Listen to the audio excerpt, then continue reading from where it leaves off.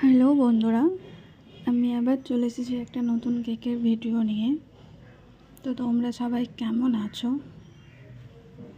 আশা করি তোমরা ভালো আছো। আমিও খুবই ভালো আছি। তো তোমরা ভিডিও থাম্বনেল দেখে বুঝতেই পেরে হবে যে আমি কী কেক করছি। তোমরা দেখতে থাকো তাহলে যে আমি এই মোদক কেকটা কীভাবে রেডি করলাম।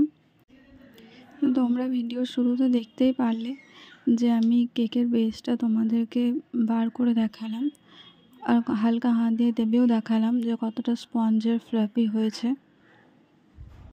আমি এই মোদক কেকটা দেখতেই পারলে যে 6 ইঞ্চির একটা রাউন্ড টিনে বেক করেছি, কোনো মোদক বা ডল কেকের মোল্ড দিয়ে বেক করি নাই। হ্যাঁ, তো তোমরা দেখলে নিশ্চয়ই যে আমি কেকের উপরের দিকটা প্রথমে কাটলাম। ওই লেয়ারটা কিন্তু আমি ইউজ করি না কেকের মধ্যে, আমি ওটাকে সাইডে সরিয়ে রেখে দিই।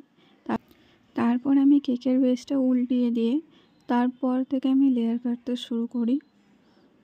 তো কেকটা 3টে ভাগে ভাগ করার পরে যথারীতি নিচের লেয়ারটা আমি কাটতে শুরু করেছি। দেখো, তো নিচের লেয়ারটা কাটতে গিয়ে আমার কেকের বেসটা একটু কেটে কুটে গেছে। তো যাই হোক, আমাকে লাস্টে সেট করার জন্য আমাকে বেসটা কাটতেই হতো সাইড দিয়ে শেপ আনার জন্য।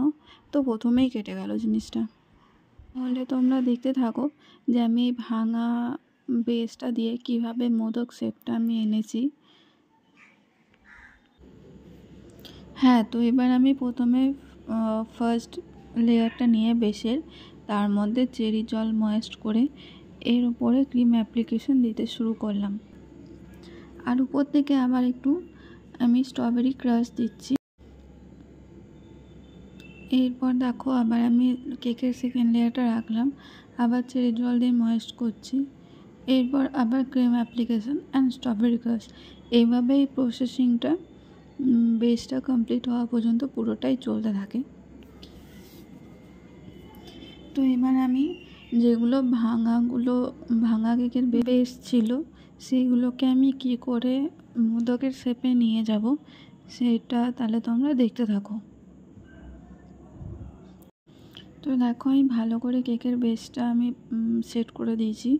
এরপরে আমি আবার চেরি জল দিলাম, তারপরে ক্রিম অ্যাপ্লিকেশন দিচ্ছি।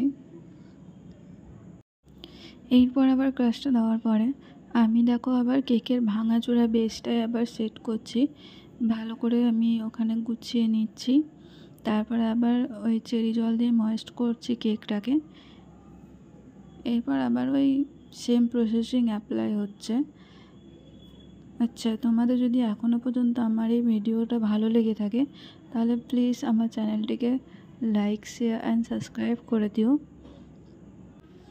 এরপর আবার কেকের একটু পাড়ায় বেসটা নিয়ে আমি ওর মধ্যে চেরি জল দিয়ে তারপরে আবার আমি ক্রাম কোট করে দিয়েছিলাম, কিন্তু ক্রাম কোটের শটটা আমি নিতে পারি না, তাই আবার আমি সেম অ্যাপ্লিকেশান ইউজ করলাম।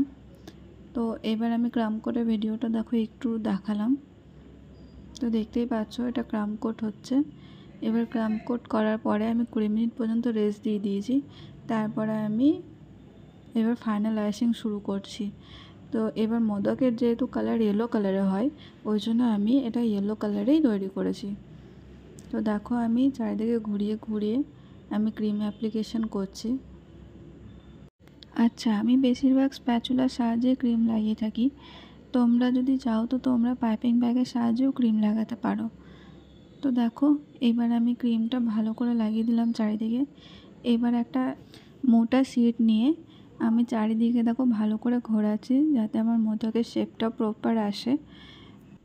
তো তোমরা দেখতেই পাচ্ছ যে প্রথমে একবার ঘোরালাম, তারপরে আবার ওই ক্রিমটাকে ভালো করে পুছে দিয়ে তারপরে আবার আমি একবার মোদকের মধ্যে ঘোরাচ্ছি। তো এইভাবে 2-3 বার আমি মোদকের মধ্যে ঘোরালাম। এরপরে আমি একটা মোটা কোম নিয়ে জাস্ট একটা লাইন তুলে দিচ্ছি নিচে থেকে উপরের দিকে। তো দেখতেই পাচ্ছ এই প্যাটার্নটা খুব সুন্দরভাবে উঠে আসছে।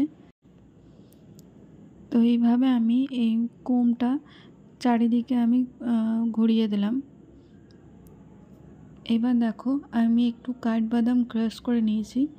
এবার ওটা আমি উপরে উপরে ছিটিয়ে দিয়েছি চারিদিকে, যাতে আমার সব দিকে আমার ওটা লেগে যায়। এটার ফাইনাল লুকটা দেখবে তোমরা, খুবই সুন্দর ফাইনাল লুক ফুটে উঠেছে। এইবার দেখো আমি একটু রোজ প্যাটেলস কেটে নিয়ে ওটাকে উপরের দিকে চারিদিকে ছুটিয়ে দিচ্ছি,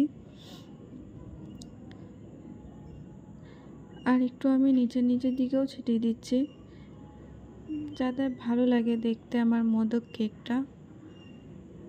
তো এটা হচ্ছে আমার কেকের ফাইনাল লুক। তো তোমরা জানিও অবশ্যই যে কেমন লাগলো, আর প্লিজ আমার চ্যানেলটিকে সাবস্ক্রাইব করে দিও।